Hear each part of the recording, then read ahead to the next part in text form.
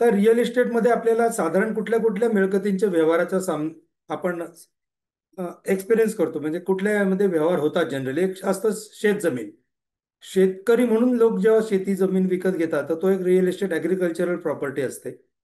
जेव्हा town planning विभागाकडनं development plan तयार केला जातो, तर शहराचं विस्तारीकरण होत असताना काही मिळकतींवरती त्याचं झोनिंग बदललं जातं. म्हणजे ॲग्रिकल्चरल झोनला ग्रीन झोन म्हणतात, त्याच्यातनं रेसिडेन्शियल झोन म्हणजे येलो बेल्ट मध्ये जमिनीला डिमार्केट केलं जातं. आणि मग अशा जमिनींवरती लेआउट करणे, बिल्डिंग इमारती बांधणे हे करता येतं. तो एक शेत जमिनीचा व्यवहार असतो. आणि मग याचे जे प्लॉटिंग होतं ते प्लॉट्सचा व्यवहार होतो. म्हणजे ते शेतीतनं रूपांतरित करून बिनशेती प्लॉट्स. मग त्या बिनशेती प्लॉट्ससाठी आपल्याला शेत जमिनीचे व्यवहार करताना कुठले कुठले कागदपत्र पाहायला पाहिजे, कुठनं ते पेपर्स मिळवता. एखाद्या पेपरमध्ये जर त्रुटी असेल तर त्याच्यासाठी त्याचे निराकरण करायला आपल्याला कोणाकडे जायला पाहिजे. ही सगळी माहिती आम्ही या 2 दिवसाच्या कोर्समध्ये इन्क्लूड केलेली आहे. तसंच बिनशेतीच्या प्रॉपर्टीच्या बाबतीमध्ये आहे.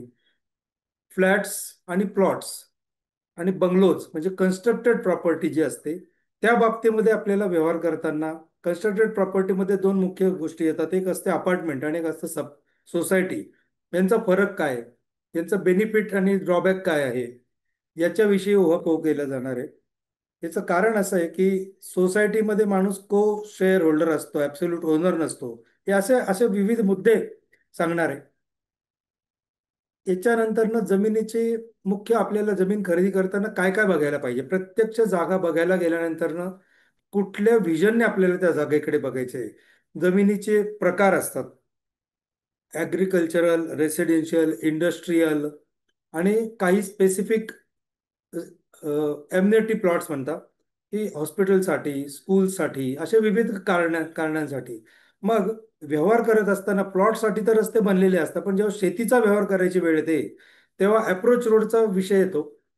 तसं बघायला गेलं तर ब्रिटिश गव्हर्नमेंट जेव्हा भारतामध्ये होतं तेव्हा एक अशी नियमावली बनवलेली आहे की कोणालाही एका शेतातनं दुसऱ्या शेतात जाताना मज्जाव करता येणार नाही, वहिवाटीचा रस्ता देणं कंपल्शन आहे. पण जुना शेतकरी जेव्हा शेती विकून नवीन व्यक्ती तिथे येतो तर जनरल टेंडन्सी अशी दिसते की वहिवाटीचे रस्ते अडवले जातात, बंद केले जातात. मग त्याच्यासाठी गव्हर्नमेंटचे कुठले रूल्स आहे, काय काय जी आर आहे, किती क्षेत्रफळ, किती मीटरचा रस्ता मिळतो,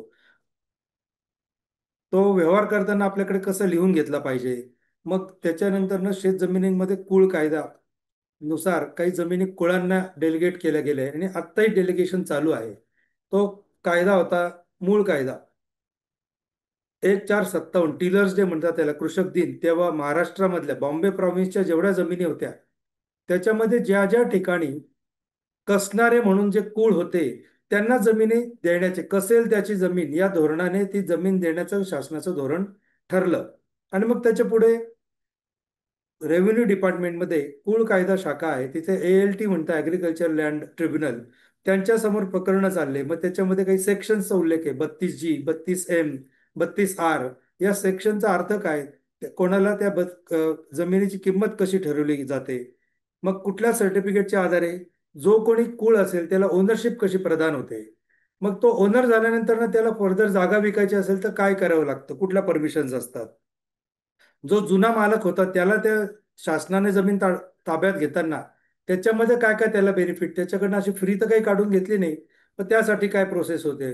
मग ते कुळ कायद्याची जमीन जर आज आपल्या समोर आली तर आपल्याला कोणाचे अडथळे असतील तर ते कसे दूर करायचे, हा हा मुद्दा त्याच्यामध्ये महत्वाचा असणार आहे.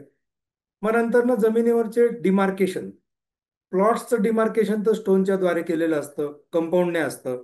शेत जमिनीचं डिमार्केशन ब्रिटिश टाइमाला पूर्ण भारताचा सर्वे झालेला आहे. 1870 ते 1930च्या दरम्यान संपूर्ण भारताचं मॅपिंग झालेलं आहे.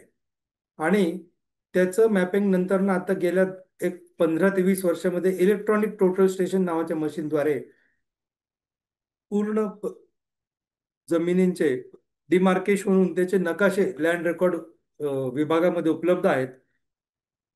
डिमार्केशन करत असताना पूर्वी साखळी वापरायचे 33 फुटाची. तर ते दोन व्यक्ती जे दोन साखळी धरून उभे राहायचे त्यांनी जर ती ताणून धरली नाही तर त्याला थोडा जोर राहायचा. त्याच्यामुळे अनेक सर्वे नंबरच्या एंडला एक तर जमीन ओव्हरलॅप होते किंवा जमीन कमी भरते. अशा ज्या गोष्टी घडायच्या, मग त्याचं सोल्युशन काय? आणि आजही दिसतं लेआउट करताना किंवा शेती घेताना, तुम्ही जेवढ्या क्षेत्राचा व्यवहार करणार असाल त्या जागेवरती तेवढं क्षेत्र आहे की नाही, आणि नसेल तर त्याच्यासाठी सोल्युशन काय? किंवा कोणी हद्दीच्या खुणा कायम काढून टाकल्या, ज्या कायम केलेल्या खुणा असतील त्या काढून जर टाकल्या, स्टोन हल्ले नांगरताना किंवा पर्पजली कोणी केलं, तर मग त्याच्यासाठी सोल्युशन्स काय? याविषयी आपला एक मुद्दा क्लिअर करणार आहोत. मग त्याच्यामध्ये कॉम्प्रिहेन्सिव्ह माहिती देणार आहे. मग नंतर ना, जमिनीचे व्यवहार होत असताना आपण एक मार्केट रेट असतो, म्हणजे जो लँड ओनर आहे तो एक रेट कोट करतो, त्याला मार्केट रेट म्हणतात, मार्केट व्हॅल्युएशन. परंतु शासनाचं पण एक मूल्यांकन तक्ता आहे, रेडी रेकनर मध्ये त्याचा उल्लेख असतो. त्याच्यासाठी काही वेबसाईट आहे, तर कोणी आपल्या अगदी मोबाईलवरती देखील कुठल्याही प्लॉटचं किंवा शेतीचं व्हॅल्युएशन कसं शोधून काढायचं ते त्याच्या सेमिनारमध्ये असणार आहे. तर त्या रेडी रेकनरच्या आधारे शासकीय मूल्यांकन कळतं, आणि मग त्या मूल्यांकनाच्या आधारे चेकच्या द्वारे बँके थ्रू जे ट्रान्सफर करायची ती किती अमाऊंट करायची शासकीय मूल्यांकन, त्याला स्टॅम्प ड्युटी किती आहे, रजिस्ट्रेशन फी किती असते, हे डॉक्युमेंट्स करताना वकिलांकडे जाऊन आपल्याला काय काय कामं करून घ्यायची आहेत. वकिलाचं टायटल रिपोर्ट आहे, टायटल सर्च एक वेगळा प्रकार आहे, याच्यातला फरक काय टायटल रिपोर्ट आणि टायटल सर्च मधला. मग पेपर नोटीस, त्याचं रिलिव्हन्स काय, पेपर नोटीस न देता पण व्यवहार करता येतात, पण मग ते का देणं अपेक्षित आहे. त्यानंतरनं ड्राफ्टिंग, म्हणजे वकील मंडळी आपल्याकडे काही खरेदी खतासाठी लागणाऱ्या दस्तांचे मसुदा तयार करून देतात, त्याला ड्राफ्टिंग म्हणतात. त्या ड्राफ्टिंग मध्ये अ, विसार पावती, अर्नेस्ट डिपॉझिट रिसिट, साठे खत म्हणजे अग्रीमेंट फॉर सेल, आणि खरेदी खत म्हणजे सेल डीड. बेसिकली व्यवहार करताना या पद्धतीने एखाद्याला ओनरशिप मिळते. परंतु एखादा ओनर आहे आणि त्याने समजा 1980 मध्ये 10 एकर क्षेत्र घेतलं होतं, आणि तो 2010 मध्ये एक्सपायर झाला, आणि त्याच्या पाठीमागे 2 मुलं 2 मुली आहेत. मग लिगली इक्वल वाटप होतं. प्रत्येक व्यक्तीला अडीच अडीच एकर दिली इथे. परंतु समाज व्यवस्था अशी आहे की जनरली मुलींचे शेअर नाकारायची सवय, किंवा त्या लग्न झालेल्या असतील तर त्यांना काय द्यायचं, मग त्यांचा हक्क त्या तब्दील कशाद्वारे करू शकतात, जर स्वखुशीने दिले तर त्यासाठी हक्क सोड पत्र असतं. अनेक असे पेपर दिसतात, ते हक्क सोड वहीच्या पानावर किंवा स्टॅम्प पेपरवर बनवले पण नोंदवलेले नाही. तर नोंदलेलं नसेल तर हक्क जात नाही, त्याद्वारे ओनरशिप येते. मग एखादा ऍब्सोल्यूट ओनर असतो, तो गिफ्ट डीड बक्षीस पत्राने देऊ शकतो, विल डीड असतं, वाटणी असते, त्याचे टेक्निकॅलिटीज काय, त्याला स्टॅम्प ड्युटी कुठे किती येते, कुठलं तहसीलदार समोर होऊ शकतं आणि कुठलं रजिस्ट्रार समोर आणि कुठलं कोर्टातनं करावं लागतं. या सगळ्या गोष्टींविषयी एकदम डिटेल्समध्ये आपण त्या सेमिनारमध्ये मुद्दे घेणार आहोत. मग नंतर ना, जमिनीचा शेतीसाठी दरवर्षी 1 ऑगस्ट ते 31 जुलै हे रेव्हेन्यू इयर आहे, त्यावेळेस शेतकऱ्याला पे करावा लागतो. तसंच बिनशेती जरी जागा असेल तर एने टॅक्स आपल्याला पे करावा लागतो. तो कसा बघायचा, तो ऑनलाईन पे करता येतो की नाही. मग त्याच्यानंतर तो नसेल पे केलेला तर अडचणी आहेत, तर ते सोल्युशन कसे करायचे हे बघायचं असेल. त्यानंतर येतं आदिवासीच्या जमिनी. महाराष्ट्र गव्हर्नमेंटने असं धोरण आखलेलं आहे की त्या आदिवासींच्या जमिनी बिगर आदिवासींना जर घ्यायचं असेल तर विशेष परमिशन घ्यावी लागते. आदिवासी टू आदिवासी जरी ट्रान्सफर करायची असेल तरी काही किरकोळ अडचणी आहेत, पण आदिवासी टू बिगर आदिवासी असेल तर मग काय करावं लागेल आपल्याला, त्या परमिशनची प्रोसेस काय आहे. एखाद्या माणसाने, एक व्यक्ती आहे जो ओपन कॅटेगरी आहे, ज्या आदिवासी नाही, पण त्याची जमीन जर एखाद्या आदिवासीने घेतली तर त्याने खरेदी केली तर ती जमीन आदिवासी होते. आणि मग त्याच्यानंतर त्या फर्दर त्या आदिवासीला विकायचं असेल तर आपल्याला काय अडचण येतात, आदिवासींना भूमिहीन करून चालत नाही. मग त्यासाठी आपल्याला काय प्रोसेस आहे, हा मुद्दा, या मुद्द्याविषयी आपण उहाभाव करणार आहोत. मग त्यानंतर ना, जमिनीचे आपल्याला पेपर्स तपासायचे असतात. तर ते कुठले कुठले पेपर आहेत, आता आपल्या समोर इथे स्क्रीन शेअरिंग वरती एक 7/12 उतारा असं दिसतोय अपलोड केलेला. पण हे 7/12 का, 8-9 12 का नाही, 10-12 का नाही, 5-6 का नाही, असं काय आहे? तर ऍक्च्युली रेव्हेन्यू विभागामध्ये विलेज फॉर्म म्हणतात, असे 1 ते 21 टाईपचे विलेज फॉर्म आहेत. त्यातले गाव नमुना नंबर 7, 7 आणि 12 नंबर शेतीच्या जमिनीसाठी आपण जो समोर स्क्रीनवर शेअर केलेला आहे त्या फॉर्मॅटमध्ये ते 3 फॉर्म एकत्रित करून कॉमन पब्लिकला अवेलेबल होतात. त्याद्वारे आपल्याला काय काय कळतं की सध्याचं जमीन भोगवटदार घेणारा कसणारा कोण आहे, जमिनीचं क्षेत्रफळ किती आहे, याविषयी 7/12 कसा वाचायचा, सातबाऱ्यावरील फेरफार नोंदी म्हणजे काय? मग सातबाऱ्यावर उल्लेख असलेला खाते उतारा म्हणजे काय? त्याचं रिलिव्हन्स काय? प्लॉटला गाव नमुना नंबर 7 आणि 12 नसतो, फक्त गाव नमुना नंबर 7 असतो, याचं काय कारण आहे? मग खाते उतारा, फेरफार दाखले, म्युटेशन एंट्रीज ते बनवताना अर्ज कसे द्यायचे, त्याला कुठले पेपर लागतात, याची माहिती. तर नंतर ना हे हे झाले टेक्निकल ऍस्पेक्ट्स, की आपल्याला कुठनं रेकॉर्ड उपलब्ध होत आहे, त्याला फेरबदल कसे करायचे, त्याचं रिलिव्हन्स काय. सर्वात महत्वाची गोष्ट, जरी आपण जमिनीची मालकी तपासताना सातबारा बघत असलो, तरी सातबाऱ्यावर एखाद्याचं नाव नाही तर तो ओनर नाही असं होऊ नाही शकत. मुंबई हायकोर्ट, आपल्या ऑल ओव्हर इंडिया जेवढे हायकोर्ट्स आहे आणि सुप्रीम कोर्ट आहे, याच्यात असे मालकी हक्काविषयी जेव्हा दावे केले, पोहोचले आणि ते फायनल झाले, रिपोर्टेड जजमेंट झाले, तर त्याच्यात अनेक केसेसमध्ये कोर्टाने क्लिअर सांगितलेलं आहे की म्युटेशन एंट्री म्हणजे फेरफार नोंदी and 712 extract will not confer title to any suit property nor it will एस्टिंग्विश title to any suit property. याचा अर्थ काय? दाव्यामध्ये उल्लेख असलेली जी जी मिळकत आहे त्याच्या बदले सातबाऱ्यावरती नाव कमी झालं, नोंदीच्या आधारे कमी झालं, त्याच्याने ना मालकी प्रदान होते ना नष्ट होते. मग कशामुळे मालकी मिळते? मग ते मालकी कशामुळे मिळणार आहे, त्या पेपरची लिस्ट आणि ते पेपर व्हॅलिड आहे की नाही ते कसे तपासायचे, ते त्या केसमध्ये आपण कोर्समध्ये बघणार आहोत. मग कुळ कायद्यामधले 32G काय आहे, 32M काय आहे, 43ची परमिशन, 63ची परमिशन काय असते, त्याचं रिलिव्हन्स काय, ती कुठे मिळते परमिशन, याच्याविषयी उहापोह असणार आहे. तर त्याच्यानंतर ना इथे समोर नियंत्रण झालंय, नियंत्रित सत्ता प्रकार. त्याचा अर्थ काय? अविभाज्य सत्ता, नवीन अविभाज्य सत्ता प्रकार काय आहे, त्याच्यासाठी कुठे परमिशन घ्यावे लागतात, त्याचे चार्जेस किती आहे. मग शेत जमिनीसाठी रस्त्याच्या हक्कासहित जेव्हा जागा दिली जाते आणि जर एखाद्याने ती नाकारली, तर त्याच्यासाठी आपल्याला कोणाकडे अप्रोच होऊन ते क्लिअर करून घ्यावं लागणार आहे. जमिनीच्या बाबतीमध्ये आपल्याला कुठले कुठले पेपर्स ठेवले पाहिजे शासनाकडच्या आपल्याकडे, आपण शासनाला जे जे पेमेंट देतो त्याचे रिलिव्हन्स काय, कुठल्या कुठल्या पावत्या असल्या पाहिजे. जर मग मी उदाहरण दिलं की चार भावंड आहेत, सख्खे भाऊ बहीण, आणि त्यांनी सामायिकीतली जमीन आहे, तर कोणी डिफाईन नाही करू शकत की माझ्या या बाउंड्रीज आहे. मग त्यांना जर आपसात वाटणी करायची असेल तर ते कोणाकडे जाऊ शकतात? त्याला स्टॅम्प ऑर्डर कुठलं गव्हर्नमेंट ऑफिसर करतो का? स्टॅम्प ड्युटी आहे का? येलो बेल्टच्या जमिनीची वाटणी कशी केली जाते? मग त्याच्याने ॲब्सोल्यूट ओनरशिप येते. अशा स्वरूपाचे एक्झाम्पल सहित आपण ओहापोह करणार आहोत त्या जागी, त्या दिवशी. मग नंतर ना, आत्ताच बोललो मी, जमीन जर विकत घ्यायची असेल तर त्याच्यासाठी आपल्याला साधारण खरेदी खताद्वारे मालकी मिळते. एखादा ओनर जर एक्सपायर झाला तर त्याचे वारस असतात. वारसांमध्ये समजा एखाद्याला स्वतःचे मुलं नाहीये, मग नेक्स्ट ऑफ कीन म्हणता, म्हणजे त्याच्यानंतर कोणतं पॅटर्नल साईड, नंतर मॅटर्नल साईड, कोणाला कसं हिस्सा मिळतो, ते मिळवण्याची पद्धत, कुठल्या गव्हर्नमेंट ऑफिसेसमध्ये कोर्टात जाऊन काय अर्ज करून ते आपल्याला प्रॉपर्टीचं मालकी हक्क मिळवता येतो. मग नंतर येतो मृत्यूपत्र किंवा इच्छापत्र म्हणून विल डीड. त्याची ऑथेंटिसिटी कशी असली पाहिजे? तसं तर ओरल मृत्यूपत्रही चालतं, प्लेन वहीच्या कागदावरही चालणार आहे, आणि रजिस्टर्ड असेल तर तही एक ऑप्शन ओपन आहे. मग आयडियल काय? आणि मग आयडियल असण्यासाठी त्याच्यात कुठले कुठले मुद्दे पाहिजे? त्याला चॅलेंज जरी झालं कोर्टात, तरी तर कोर्टाला ज्याच्या फेवरमध्ये मृत्यूपत्र बनवून दिलंय त्या व्यक्तीला त्या प्रॉपर्टीचा उपभोग विनासायास घेता यायला पाहिजे. याच्या दृष्टीतनं कुठलं आदर्श पद्धतीने बनलं पाहिजे?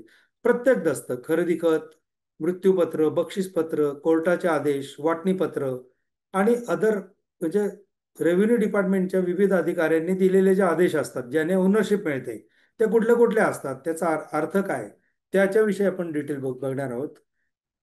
कोर्स मटेरियल आम्ही तुम्हाला प्रिंटेड फॉर्ममध्ये आणि PDF फॉर्ममध्ये दोन्ही पद्धतीने देऊ. मग नंतर जमिनीचे इनामी जमिनी असतात. एकूण 6 प्रकारचे इनामी जमिनी आहेत. त्याचा अर्थ काय? त्याची परमिशन कुठे घ्यावी लागते? इनामी जमिनींसाठी प्रॉपर्टी ट्रान्सफर करताना किती चार्जेस पे करावे लागतात? काही ठिकाणी 50%, ते रेडी रेकनरच्या, काही ठिकाणी शेतसाऱ्याच्या काही पट्टीत आहे. मग काही ठिकाणी 75%, एकदा, काही पद्धतींमध्ये एकदाच पे करायचं, काही वेळेला प्रत्येक व्यवहाराला आपल्याला पेमेंट द्यावं लागतं. याचा विषयी पण आपण डिटेल्स घेणार आहोत. मग नंतर फ्लॅट खरेदी करताना, बांधीव मिळकत खरेदी करताना कुठले कुठले पेपर पाहायला पाहिजे, त्याची एक लिस्ट आणि त्या पेपरमधले महत्त्वाचे मुद्दे, म्हणजे जमीन मालकाने ज्याने डेव्हलपमेंटला दिलेली आहे आणि त्या डेव्हलपरने जमीन मालकाला काय मोबदला देणार आणि उर्वरित जागा मोबदला म्हणून जे डेव्हलपरला मिळेल तो कुठल्या कागदपत्रांच्या आधारे ट्रान्सफर करू शकतो. सध्या रेरा ऍक्ट आलेला आहे 2017 पासून, 1/4/2017 रोजी महाराष्ट्रात लागू झाला. मग कुठल्या इमारतींना किती स्क्वेअर मीटरच्या क्षेत्राला रेरा लागू आहे, किती फ्लॅट असले पाहिजे, त्याचा फायदा काय, आणि त्याच्यात सेफ्टी काय काय कशी केलेली आहे बिल्डरची आणि विकत घेणाऱ्यांची, कोणावर काय लायबिलिटी टाकली आहे, जबाबदारी टाकलेली आहे, ते रेरा मधले काही बेसिक माहिती मिळेल. नंतर एखादा डेव्हलपर जमीन विकसित करतो आणि नंतर बिल्डिंग विकसित करतो, तर कुठल्या कुठल्या परमिशन्स लागतात, त्यांचा अर्थ, त्यांचे कुठल्या विभागामधून जाऊन आपल्याला घ्यायचे, त्यांची एक ब्रीफमध्ये प्रोसेस, ओव्हरऑल माहिती. मग संस्था, कोऑपरेटिव्ह हाऊसिंग सोसायटी जर नोंदवायची असेल तर कुठल्या ऑफिसमध्ये जावं लागतं, मिनिमम मेंबरची संख्या किती, सोसायटी रजिस्टर करताना फाउंडर मेंबर म्हणजे काय, ए रजिस्टर काय आहे, सोसायटीचं रेकॉर्ड कसं असतं. आज आपण एखाद्या इमारतीत फ्लॅट विकत घेणार आहे, ती सोसायटी आहे, आणि ज्याच्याकडनं आपण घेणार आहोत तो चौथा ओनर आहे. पहिला फाउंडर मेंबर सोसायटी बनवताना व्यक्ती वेगळा होता, आज तुमच्यापर्यंत मग कुठली चेन ऑफ डॉक्युमेंट्स बघायचे आहेत आणि ते ऑथेंटिक आहेत की नाही हे बघायचं आहे. जनरली व्यवहारांमध्ये माझ्या असं पाहण्यात आलेलं आहे की मेजर ठिकाणी संस्थेच्या चेअरमॅनने ना हरकत दिलं आणि शेअर ट्रान्सफर केले आणि ओनरशिप मिळालेली अशा आविर्भावात लोक राहतात. तसं नसतं. संस्थेला काही पद्धतींमध्ये, काही विशेष केसमध्ये फाउंडर मेंबर असतात, त्यांना फक्त अलॉटमेंटले मालकी मिळते, पण त्याच्यानंतरच्या जे असतात त्यांना आपल्याला ओनरशिप कशी ट्रान्सफर होते, त्याला स्टॅम्प ड्युटी किती आहे, लोक सोसायटी बनवण्याकडे त्यांचा कल काय आहे, परंतु तो आज कालबाह्य आहे की नाही याच्याविषयी काही केस स्टडीज. मग त्याच्यानंतर अपार्टमेंटचा फायदा का तोटा, अपार्टमेंटचे फ्लॅट विकताना आपल्याला कोणाच्या कुठल्या परमिशन्स असतात, सोसायटीचे अपार्टमेंटमध्ये बेनिफिटमध्ये कुठला असणार आहे व्यवहार करताना, त्याच्यामध्ये जर वाद उपस्थित झाले तर कुठल्या फोरम समोर जायचं, तो एक मुद्दा असणार आहे. मग नंतर कार्पेट एरिया म्हणजे काय, बिल्टअप एरिया काय, त्याचा रेशो कसा असतो, एक कायद्याने लिहून दिलेला आणि एक ऍक्च्युअल मार्केटमध्ये चालणारा. मग व्यवहार सुरू करताना टाउन प्लॅनिंग विभागाकडनं आपल्याला बांधकाम सुरू करताना बिल्डरला कमेन्समेंट सर्टिफिकेट दिलेलं असतं. ते एक सर्टिफिकेट मराठीत असतं आणि कम्प्लिशन इंग्लिशमध्ये असतं. तर का ही गोष्ट आली का बरं, आणि ते कसे बघायचे, पार्ट कम्प्लिशन असतं. आपल्या जागेला, आपल्या पर्टिक्युलर एरियाला जे मिळकत विकत घेणार आहोत ते कसं बघायचं. नसेल तर एखाद्याने दिलं नाही आपल्याला, बिल्डरने आपल्याला स्वतःला काम करून घ्यायचं, तर त्यासाठी खर्च किती येतो काय आहे, या मुद्द्यावरती आपल्याला भरपूर मार्गदर्शन मिळेल. मग ऑक्युपन्सी सर्टिफिकेट आणि नंतर पोझिशन सर्टिफिकेट, एवढे मुद्दे त्या कोर्स सेमिनारमध्ये आपण घेणार आहोत. आणि नंतर समजा व्यवहार करत असताना किंवा व्यवहार झाल्यानंतर जर काही कारणास्तव दोन व्यक्तींमध्ये मतभिन्नता झाली, तर त्याचा आपण कुठल्या तरी एखाद्या रिड्रेसल फोरम समोर जातो, काही गव्हर्नमेंट ऑफिसर समोर जातो, त्यांनी त्यांचं सर्व्हिसेस ज्या पब्लिकसाठी दिल्या पाहिजे, नागरिकांचे हक्क अधिकार, त्यासाठी ते अधिकारी बसले ते काम नाही करत, तर आपल्याला कुठल्या फोरम समोर जाता येतं. एक असतं, एक साधारण एक सेंट्रल व्हिजिलन्स कमिशन आहे, लोक आयुक्त आहे, ग्राहक मंच आहे. हे बेसिक गोष्टी आहेत की आपल्याला कॉमन माणसाला केव्हा जायची गरज आहे. आपसात वाद झाले तर सिव्हिल कोर्टाचे कुठले वाद असतात, रेव्हेन्यू डिपार्टमेंटचे कुठले असतात, त्यांचं रिलिव्हन्स काय, त्यांची हायरार्की काय, याचा एक ओव्हरव्ह्यू. साधारण एक एखादी नोंद पडली ती आपल्याला मान्य नाही एका दुसऱ्या पार्टीला, तो तहसीलदारकडे जाईल, प्रांत, collector, commissioner, revenue secretary, High Court, Supreme Court. ही ही स्ट्रीम पूर्ण झाल्यावर पण लोक पुन्हा उपस्थित करतात. मग उपाय काय. मी सुद्धा एक तसं प्रसंगाला सामोरं जातोय.